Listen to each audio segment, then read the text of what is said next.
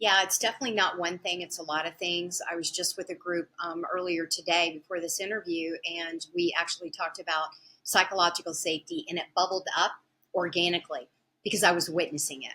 And what I witnessed was healthy conflict.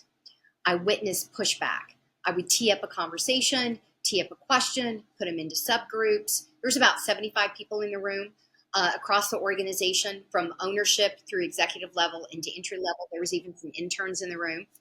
And it was fascinating and very rewarding to see the questions that were asked from the entry level.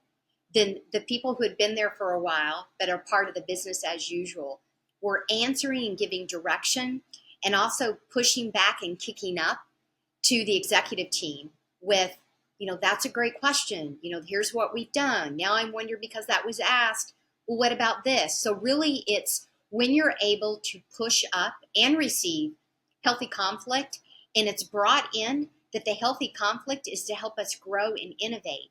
And when you see the leaders accept that and actually put those questions out there, that's when you know your team is a high performing team and is absolutely starting to lean in to all things psychological safety. It simply means, it's nothing simple about it. What it means is that I can say something and I'm not in fear of any sort of pushback, judgment, retribution, feeling bad, embarrassed, that I'm truly listened to, and I truly can say, now, of course, respectfully and professionally, that I equate it when I see healthy conflict.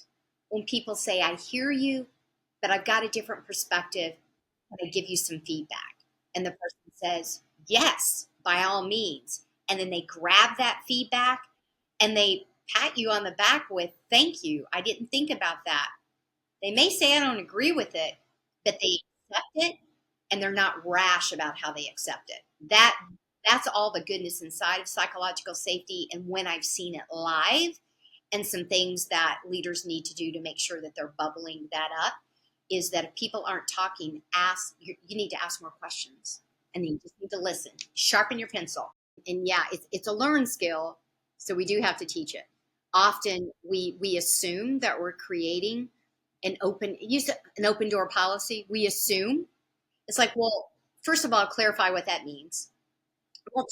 Let's shift what that means, and and then start to give examples of. So yeah, when again in these curriculum, in these workshops, when you're shifting the mindset, the growth mindset, when you're shifting the thinkings, the strategic, the critical, the design thinking, we have to bring in psychological safety. It bobs and weaves in and out of it, because I can't think critically. I will resist thinking critically is everything that I bring up feels negative and received in a negative way, and it's not meant that way. So, if you ask me a question and then you shut me down, you're doing the reverse of psychological safety. And I'm not going to speak anymore after you've done that a few times. And I may even call you out publicly, and that doesn't go well for anybody. So yes, these are things that you have to teach. Just like crucial conversations have to be taught. Just like forward feedback has to be taught. Growth mindset needs to be taught. So yes to that, and it needs to be brought in, and it's fundamentals. It's part of the soft skills that we as you start to unpack all the layers of what it takes to be perceived as and to actually deliver as a leader. These are all the components, and these are things that most of us need to be taught. Some of us may have it inherently, and we didn't even know we were doing it because it's normalized for us. Most of us need to be taught and then taught to normalize it. This is how we do. This is how we conversate. This is how we collaborate. This is how we problem solve. This is when we need to critically think, and so on and so on.